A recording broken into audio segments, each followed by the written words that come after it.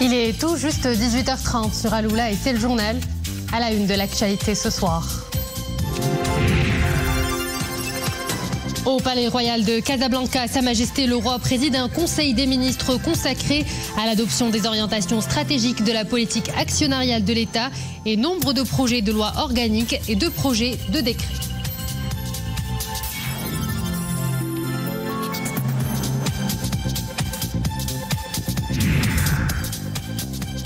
Clôture à Marrakech du Jaitax Africa 2024, une deuxième édition qui a tenu toutes ses promesses. 3 jours durant, les startups de 130 pays participants ont pu tenir des réunions avec les 400 investisseurs invités au salon autour de l'industrie technologique et des innovations.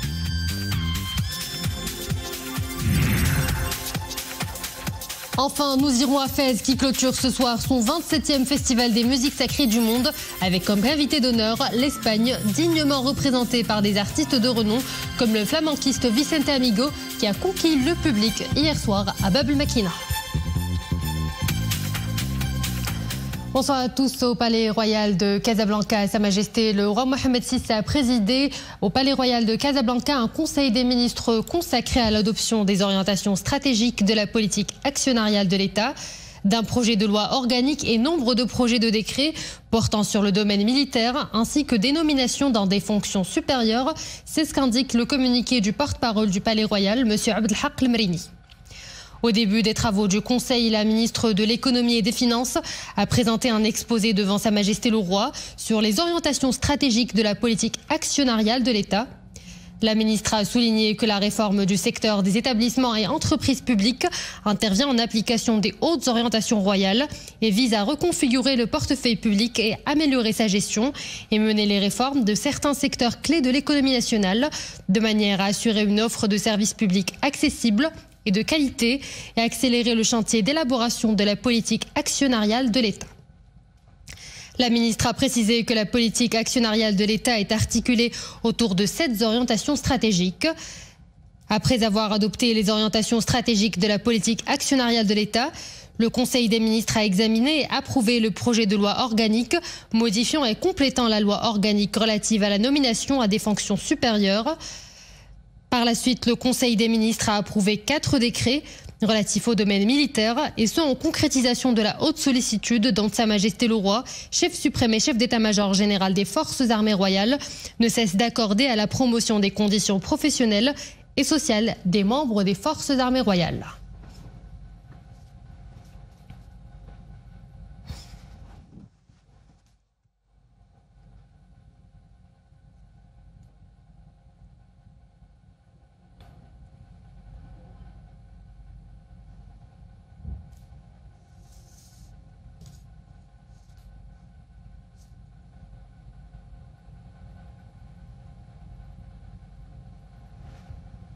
Et nous reviendrons plus en détail à l'activité royale dans cette édition.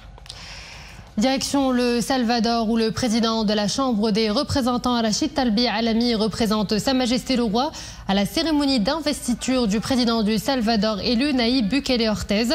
Il s'agit de son second mandat à la tête de ce pays. Excelentísimo señor presidente de la Cámara de Representantes del Reino de Marruecos, Rachid Talbi Alami.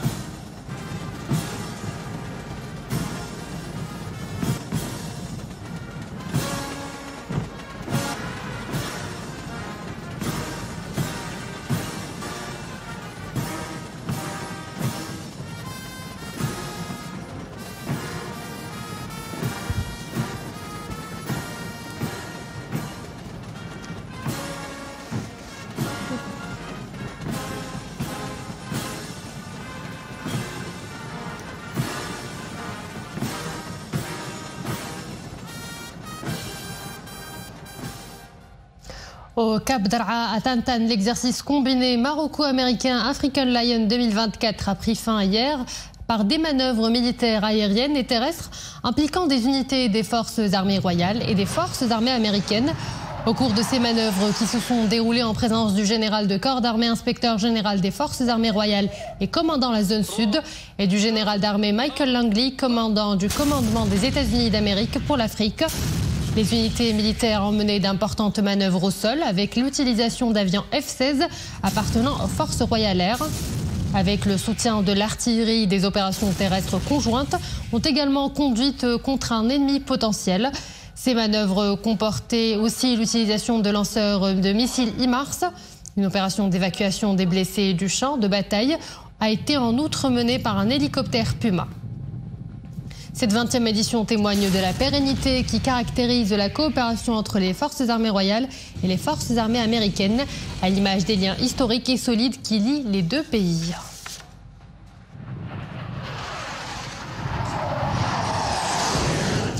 Direction Marrakech pour la clôture du plus grand salon de la tech et des startups au Maroc.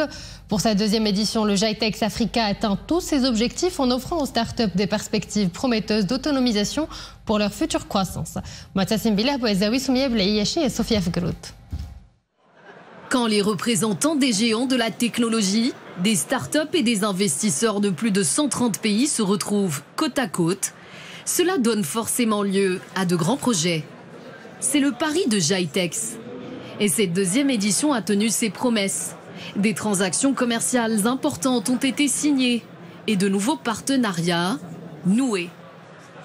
Nous avons noué un partenariat pour lancer la formation de 15 000 jeunes Marocains à travers le royaume dans le domaine du numérique. Il s'agit de l'expansion du programme Job in Tech qui consiste à des bootcamps, des formations intensives et courtes de 3 à 6 mois pour des jeunes pour les accompagner à intégrer le marché du travail. Et que serait un salon de la tech sans les startups ? 700 startups dont 300 marocaines étaient présentes au GITEX. Des compétitions ont été organisées pour récompenser leurs idées les plus innovantes. L'occasion en or d'attirer des fonds. Il y a des startups qui sont en train de discuter avec des investisseurs, ils sont en train de pitcher, de faire des présentations par rapport à l'innovation de leurs produits pour de lever de fonds avec les investisseurs et le capital risque. Nous avons lancé cette année FinTech qui connaît un grand succès, c'est une thématique que nous avons rajoutée. Également la santé que nous avons rajouté cette année, la première édition de World Future Health Africa qui a connu un grand succès. Et il n'y a pas que la santé qui a des vues sur le numérique. La finance aussi veut faire de la tech sa meilleure alliée pour des transactions plus sécurisées. Ce fut l'occasion pour nous de mettre en avant tout ce qui est fait au niveau du centre financier pour le positionnement sur les métiers de l'innovation et de la finance, et en particulier l'Innovation Lab, qui est une co-construction avec la région Casablanca-Spatch. On a eu l'occasion de mettre en avant en particulier les 8 startups FinTech qui ont été retenues lors de la première promotion.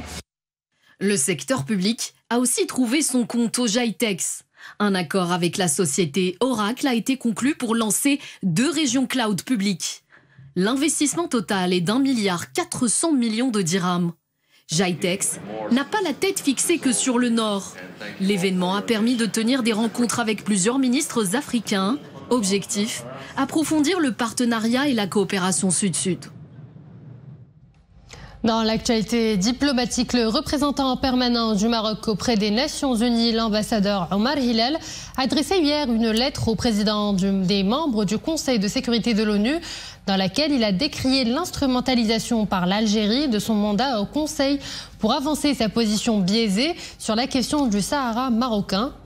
Dans cette lettre, le diplomate précise que le Royaume du Maroc regrette que le briefing organisé par le Conseil de sécurité le 30 mai 2024 sur la situation des réfugiés et personnes déplacées dans le monde ait été instrumentalisé par l'ambassadeur représentant permanent de l'Algérie en sa qualité de membre non permanent du Conseil pour avancer la position biaisée de son pays sur la question du Sahara marocain ainsi que sur la situation désastreuse qui caractérise malheureusement le quotidien des populations séquestrées dans les camps de Tindouf en Algérie. Il a relevé qu'au lieu d'aborder les 8 situations humanitaires évoquées par le haut commissaire des Nations Unies pour les réfugiés Filippo Grandi, lors de son briefing, l'ambassadeur algérien a été le seul parmi les membres du Conseil à se focaliser sur la question du Sahara marocain, bien que M. Grandi ne l'a pas évoqué, ajoutant que le diplomate algérien s'est distingué une nouvelle fois en démontrant ainsi que l'Algérie est bel et bien la partie prenante principale à ce différend régional qu'elle a créé et qu'elle maintient en violation des règles du bon voisinage et des fondements juridiques, historiques et politiques de la marocanité du Sahara. Nous restons sur le registre diplomatique et cet hommage rendu par la Fondation diplomatique à la secrétaire générale de l'Organisation internationale de la francophonie, Louise Mishikiwabo. C'était hier à l'occasion de la 133e session du Forum diplomatique, un conclave qui tenu cette année sous le thème « Renforcer le système éducatif francophone pour une Afrique résiliente et inclusive au XXIe siècle ». Une occasion pour les participants de lancer un appel à davantage de coopération entre le pays, mais également à la fédération des efforts en vue de stimuler l'innovation, d'accroître les initiatives et de renforcer l'échange d'expertise et d'expérience au sein de l'espace francophone. Écoutons à ce propos le secrétaire général de l'Organisation internationale de la francophonie, Louise Mishikiwabo. Elle était au micro de Abdelmjid Hilaoui. Cet hommage qui m'est rendu par le Maroc me réjouit énormément. D'abord parce que ce pays, même avant que je ne rejoigne l'Organisation internationale de la francophonie, est un pays que j'aime beaucoup.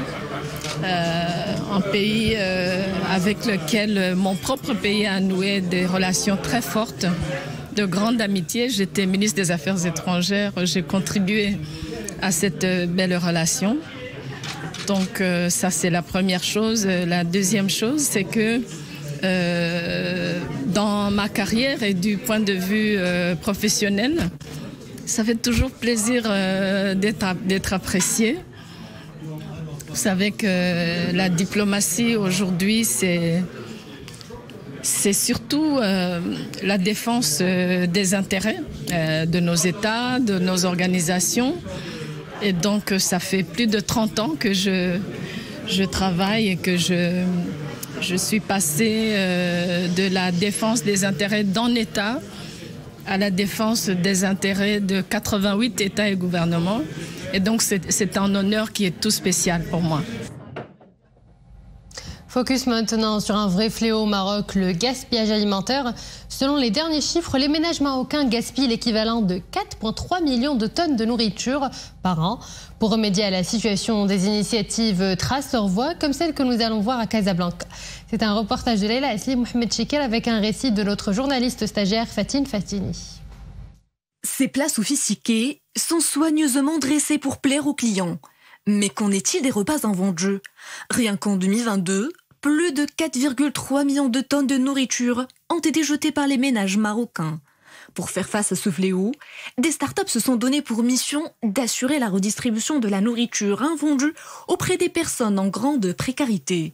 C'est le cas de cette entreprise sociale qui a développé une plateforme digitale. Son objectif, connecter les fournisseurs de repas aux associations de la société civile. On propose une action où on met en lien les food donors, donc qui sont dans le cas ici le Barcelo, mais donc les restaurants ou les entreprises agroalimentaires ou même des agriculteurs qui auraient du surplus. On les met grâce à un food transporteur. On les met en relation avec des personnes, des associations. L'année dernière, c'est à peu près 1200 personnes qui ont bénéficié de ces repas sur toute l'année. Et parmi ces donneurs de rations alimentaires, cet établissement hôtelier.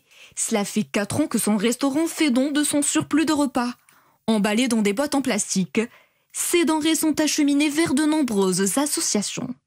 On a 1500 kilos qui sont produits sur l'année 2023 qui ont été remis à des associations et aussi 5800 plats qui ont été servis durant toute cette année. Donc c'est un achèvement aussi pour nos employés parce qu'ils rendent service à la cause des enfants et des handicapés pour justement des associations. Cet acte solidaire bénéficie à une centaine d'enfants de l'association Amal pour les enfants à besoins spécifiques mentaux. Chaque jour, ces jeunes reçoivent les dons alimentaires de l'hôtel, des repas qui respectent strictement les règles d'hygiène et de sécurité alimentaire. Les repas que nous recevons de l'hôtel respectent les règles de la bonne hygiène alimentaire. Ils sont soumis à des contrôles réguliers de la part des responsables de l'hôtel, et ce, depuis la phase de l'approvisionnement en matières premières jusqu'à l'étape finale de la cuisson, comme ils veillent également au respect des conditions de la conservation des repas. Ces initiatives permettent aussi de réduire les émissions en gaz à effet de serre, car le phénomène de la déperdition alimentaire n'est pas sans impact sur l'environnement. Retour à présent sur l'activité royale. Je vous le disais en début de cette édition, Sa Majesté le Roi a présidé aujourd'hui au Palais Royal de Casablanca un conseil des ministres. Les développements, c'est tout de suite avec Iman Ablo. Au début des travaux du conseil, la ministre de l'économie et des finances a présenté un exposé devant Sa Majesté le Roi sur les orientations stratégiques de la politique actionnariale de l'État. La ministre a souligné que la réforme du secteur des établissements et entreprises publiques intervient en application des hautes orientations royales et vise à reconfigurer le portefeuille public et améliorer sa gestion et mener les réformes de certains secteurs clés de l'économie nationale de manière à assurer une offre de services publics accessibles et de qualité et accélérer le chantier d'élaboration de la politique actionnariale de l'État. Elle a noté que la politique actionnariale de l'État représente un des piliers de la réforme du secteur des établissements publics, dont la mise en œuvre incombe à l'Agence nationale chargée de la gestion stratégique des participations de l'État. De même qu'elle traduit les orientations stratégiques et les objectifs globaux de l'actionnariat de l'État, son rôle dans la gouvernance des établissements et entreprises publiques et la manière dont il met en œuvre cette politique. La ministre a précisé que la politique actionnariale de l'État est articulée autour des 7 orientations stratégiques suivantes. Premièrement, consacrer le secteur des établissements et entreprises publiques comme levier stratégique pour la consolidation de la souveraineté nationale, à travers le soutien des efforts de l'État dans un ensemble de secteurs vitaux, en particulier l'énergie, la santé, l'eau, la sécurité alimentaire, l'environnement, la connectivité et la mobilité. Deuxièmement, faire du secteur des établissements et entreprises publiques un moteur de l'intégration continentale et internationale, à même de contribuer à répondre aux enjeux géostratégiques et garantir les intérêts du royaume et de contribuer au renforcement de la coopération sud-sud, en particulier avec les pays africains frères. Troisièmement, faire du secteur des établissements et entreprises publiques un pilier pour la dynamisation de l'investissement privé à travers la mise en place de partenariats volontaristes avec le secteur privé dans une logique de complémentarité et de renforcement de la contribution du secteur privé dans la dynamique économique nationale. Quatrièmement, faire du secteur des établissements et entreprises publiques un catalyseur d'une économie compétitive et un véhicule de partage de la valeur ajoutée et de promotion de l'emploi productif à travers notamment le soutien de modèles économiques viables et agiles en phase avec les exigences de régulation, l'environnement concurrentiel et les opportunités de marché.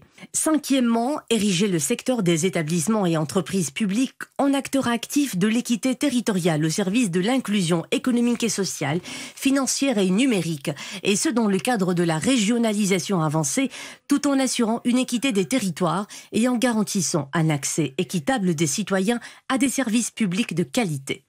Sixièmement, faire du secteur des établissements et entreprises publiques un gestionnaire responsable des ressources s'inscrivant ainsi dans les objectifs de développement durable à travers le renforcement de la contribution des établissements et entreprises publiques en faveur de la promotion d'une gestion responsable des ressources naturelles et du raffermissement de la résilience du pays face aux défis du changement climatique.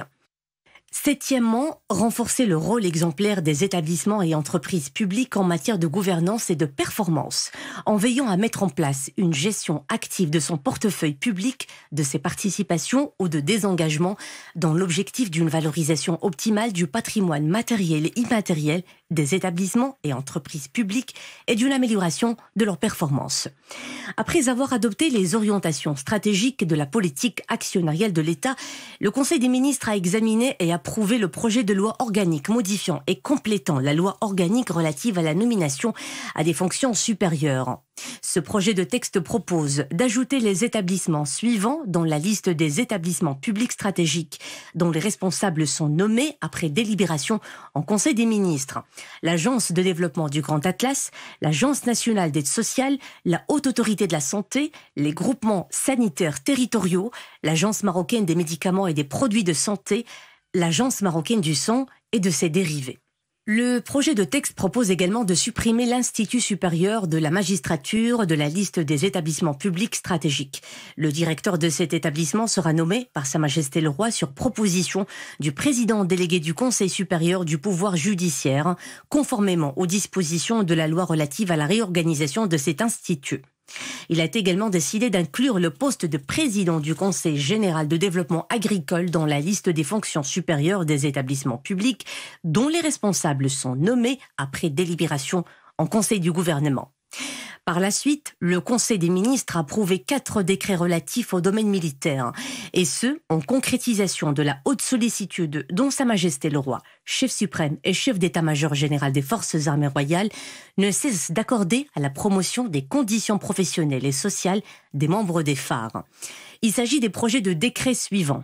Projet de décret portant création de 2 zones d'accélération industrielle de défense visant à mettre en place des zones industrielles pour accueillir les industries de défense relatives au matériel et aux équipements de défense et de sécurité, aux armes et munitions. Projet de décret modifiant et complétant le décret portant statut particulier du corps des enseignants, chercheurs de médecine, de pharmacie et de médecine dentaire.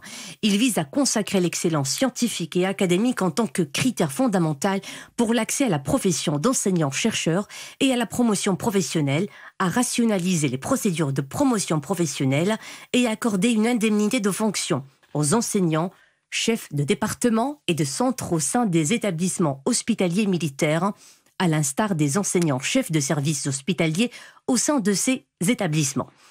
Projet de décret modifiant et complétant le décret portant création du Comité national de coordination dans les domaines de l'hydrographie, de l'océanographie et de la cartographie marine. Il a pour objet d'ajouter le ministre des Affaires étrangères, de la coopération africaine et des Marocains résidant à l'étranger ou son représentant aux membres du dit comité. Projet de décret complétant le décret relatif à la situation des attachés militaires, de leurs adjoints et des autres personnels militaires affectés auprès d'eux. Il a pour objet la création du poste d'attaché militaire auprès de l'ambassade du Royaume à Brasilia, en consolidation des liens avec l'État du Brésil. Et conformément à l'article 49 de la Constitution et sur proposition du chef de gouvernement, à l'initiative du ministre de l'Équipement et de l'Eau, Sa Majesté le Roi a bien voulu nommer Monsieur Mustafa Faris, directeur général de l'Agence nationale des ports, Monsieur Mohamed Sharqawi Dqaqi, directeur général de la Société nationale des autoroutes du Maroc, à l'initiative de la ministre de la Transition énergétique et du développement durable, Sa Majesté le Roi a nommé Monsieur Tariq Hamel, directeur général de l'Office national de l'électricité et de l'eau potable, et Monsieur Tariq Moufaddal, président directeur général de Moroccan Agency for Sustainable Energy, la MAZEN. Et à l'initiative du ministre du Transport et de la Logistique, le souverain a nommé M. Adil Fakir, directeur général de l'Office national des aéroports. Prenant la direction de Fès, qui voit se clôturer son 27e Festival des musiques sacrées du monde. Une édition qui a mis à l'honneur l'Espagne, un pays voisin dignement représenté par les prestations des artistes qui se sont produits sur les différentes scènes du festival. Hier, le maître espagnol du flamenco Vicente Amigo a fait vibrer la place historique de Bab el Maquina. Un concert particulièrement attendu par de nombreux amateurs de musique flamenco et andalouse. Kautar Abouti, Rami Sharqawi et Sofia Fegrout.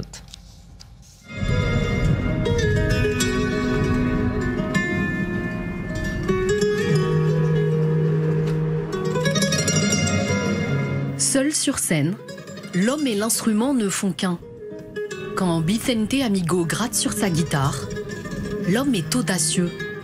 Lui qui a présenté le flamenco à la musique folk, au jazz. Lui qui lui a insufflé des rythmes latinos et des mélodies orientales.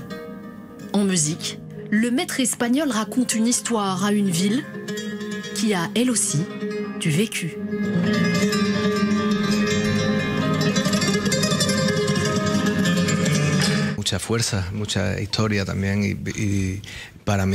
Fès a de la force et de l'histoire, je me sens chez moi.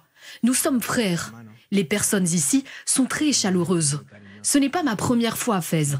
Donc, c'est une occasion pour moi de revivre cette expérience avec ces gens à travers le flamenco et la guitare.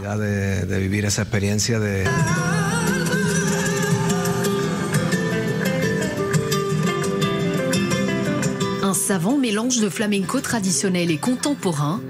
À mesure que la nuit tombe, d'autres instruments s'y invitent.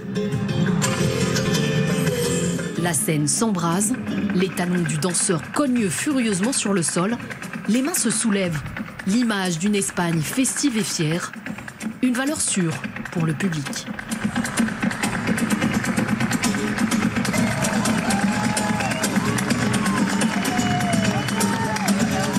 C'est la 3e fois que je viens au festival. Très contente de le découvrir ce soir. Le flamenco à la guitare, c'est ça? Honnêtement, chaque année كنجي c'est parmi les artistes les préférés ديالنا Vicente Amigo. Déjà c'est la 2e fois بحال شكل ديال سامي يوسف اللي كيجي وجينا pour voir هذا الكونسير تخطر هذه ان شاء الله.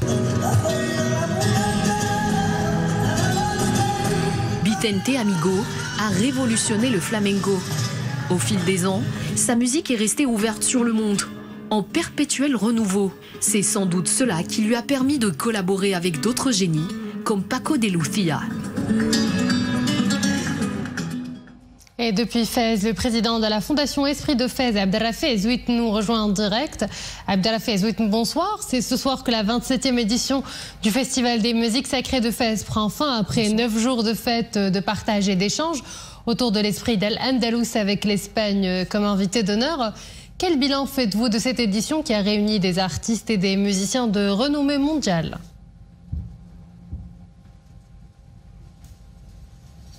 De l'avis unanime, ce fut une édition exceptionnelle.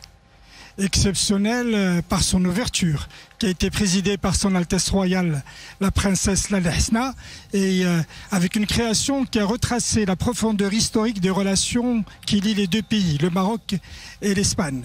Exceptionnelle également par le choix de la thématique, l'esprit de l'Andalus, et du pays à l'honneur, l'Espagne. Exceptionnel également par la richesse et la variété des différentes cultures qui se sont produites durant cette 27e édition avec plus de 200 artistes en provenance de 18 pays. Et enfin exceptionnel par la communion des festivaliers, des fans du festival que je tiens à remercier. Et dans quelle mesure est-ce que cette édition a-t-elle illustré l'esprit d'Al-Andalus ?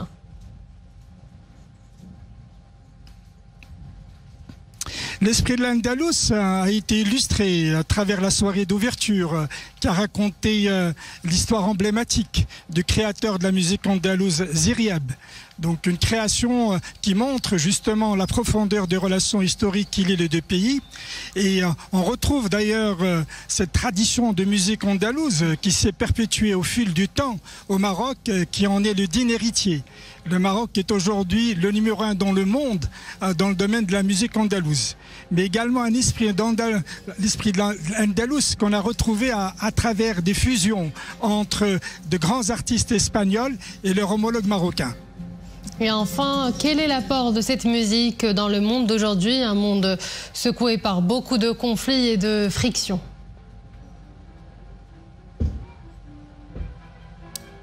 Dans un monde obscurci par les extrémismes, les tensions, le Maroc, riche de son histoire, de son patrimoine, sous la direction et la vision éclairée de Sa Majesté le roi Mohamed VI, que Dieu l'assiste, le Maroc a toujours porté la parole de la tolérance et du dialogue.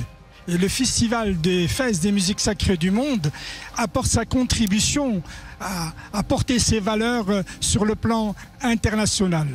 La culture, la musique sont les meilleurs moyens de tisser des relations, de construire des ponts entre les différentes cultures. Et le Festival de Fès des musiques sacrées du monde est un formidable moment de partage.